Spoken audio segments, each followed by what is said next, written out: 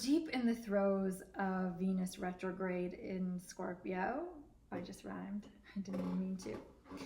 And yeah, it's been such an intense and wild ride, to say the least. I don't even know where to begin, but I've been getting a lot of requests to do another video about the Venus retrograde. For those who haven't been able to attend my workshops over the last couple weeks, I've been teaching a lot about this because it's a theme I'm very passionate about. I was born under a Venus retrograde, and it actually is the inspiration behind my life's work, which is Project 40, which is a 40-day, 40-night journey, just like Venus retrograde. So it's a topic that's near and dear to my heart, and I feel it's one of the most powerful opportunities of particular transits anyway, for us to do the deep inner work into the journey of self-love and really valuing ourselves. Now, Venus retrograde in Scorpio is also an important time to work with the lessons around death and impermanence, because Scorpio is the archetype of death. And how does this play into our relationships? So we like to think that when we fall in love, the relationship, or we get attached, or we even get a pet, whatever it is that we become deeply linked and attached to, that this relationship will just go on and on indefinitely. That's the fantasy, I think, at the beginning. But our unconscious knows that as soon as we begin, there's already a death, an expiration date that is inevitable, that there's an impermanence. And we have many psychological defense mechanisms against this that we call shadow.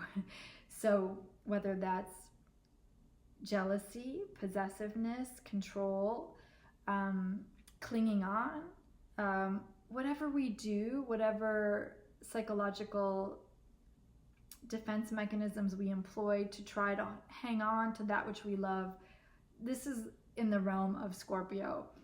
And it's also what we do to guard against emotional vulnerability, feeling vulnerable. And the vulnerability is usually against loss, like the fear of loss. So this Venus retrograde could really be stirring up your fears around something being taken from you, someone being taken from you, an attachment being taken. It can also show up around security issues in general, your relationship with money. You could be having a strong aversion to letting yourself feel vulnerable or in a position where you could lose something. You might notice that you're suddenly more aware of where there are toxic patterns in your life that are slowly killing you, or killing your finances, or killing your ability to save money. And you're having to detoxify. You're having to change those patterns. You may be even in a physical detox. You could be in a digital detox. Venus retrograde in Scorpio tends to bring up or conjure those feelings that we want to eliminate all that is poisonous to our system, or all that is corroding our system, all that is taking away from us, all that is not serving our higher self. So all of this is getting amplified right now, and it's an excellent opportunity to really look at all of those things and to be, oh, the moon is right above me. It's so beautiful. I just looked up. Pisces moon up in the sky. I wish I could show you guys. But it's a time for us to really do that deep inner work that reveals to us how we employ those psychological defense mechanisms against our fears of loss and against the inevitable impermanence of our attachments. So what can be done in that case? So we are obviously being invited to find that which sustains us when everything else is taken away from us, what we call the higher self, or the self with a capital S, or our connection to the divine, or our connection to the eternal. However you define something infinite or eternal that cannot be taken away from you, that which is in the soul. This is what the deeper work of Venus retrograde is about. And on the personal level, it's looking at, again, all of those blocks, fears, internal barricades we have to delving into the eternal. And I feel that part of what we call the descent phase of the Venus retrograde, which is officially starting on the 26th of October when the Sun and Venus, when we have that inferior conjunction of the Sun and Venus. It's a descent phase where we are being asked to layer by layer. Now we use the metaphor of the 7 gates, just like the Sumerian myth of Inanna, the goddess Inanna, the queen of heaven, having to go through the 7 layers, the 7 gates on her descent down into the underworld to meet with her shadow sister, Ereshkigal.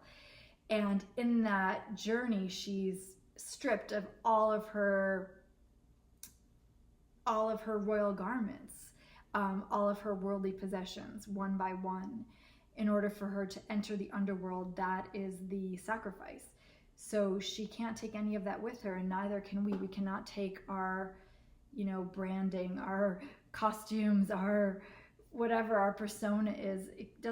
It has no value on those deeper layers. It's only what we show up with in the outer world that we might hide behind, our worldly status, our clothing, our money, whatever it is that we are clinging to or hiding behind, that we know could be stripped from us at any moment, and it's not really who we are. So who are we when all of that's taken away is really what the Venus retrograde is trying to reveal to us. If we cannot rely on those external mirrors and sources of evaluation or feedback, even if we can't get the feedback from our loved ones or from anything external, we only have the internal as the source, then who are we? Where is the self-love then? How do we value ourselves? These are questions we often take for granted around self-love. We talk about this all the time, but what does that really mean? And valuing yourself, what does that really mean? Have we really asked those deeper questions or done that deeper work to find out where we derive our sense of self-love and deeper self-worth when there are no external sources of feedback, as I mentioned? Then what happens? And Venus retrograde is revealing this to us. So as we go deeper into that journey, layer by layer, starting with the crown chakra, which is the 7th gate, the gate of authority, and then coming into the gate of perception, which is the 2nd gate, the gate of communication, the 3rd gate, gate of compassion, 4th gate, the gate of empowerment, 5th gate, gate of creativity, the 6th gate, and then ultimately at the root chakra is the gate of manifestation. So I'm actually starting this 7-day journey with Caitlin Foisey starting October 26th, where we're going to be doing a 7-day, 7-night online ritual through those 7 gates, through very specific rituals that we've created, and also Jungian active imagination meditations and some specific tarot journaling spreads and other things that we do throughout the 7 days. But if you can join us, that would be amazing. And if not, I recommend creating your own sacred container to do some kind of deep descent work into your psyche, into your shadow, so that you can also uncover those layers that are holding you back from that deeper self-love and valuing of yourself, like wherever there's holes in that sense of like really knowing your worth and your value on a level that's not contingent on external standards or measurements. I mean, that's really the key, that we know who we are and what our worth is beyond getting that confirmation, right, or that feedback from the outside. So anyway, I hope you'll join us and on the 7-day journey, and we look forward to working with you. And if not, I hope that you will have an opportunity to do some deep inner work or self-reflection between now and the end of the Venus retrograde on November 16th. Thanks for watching.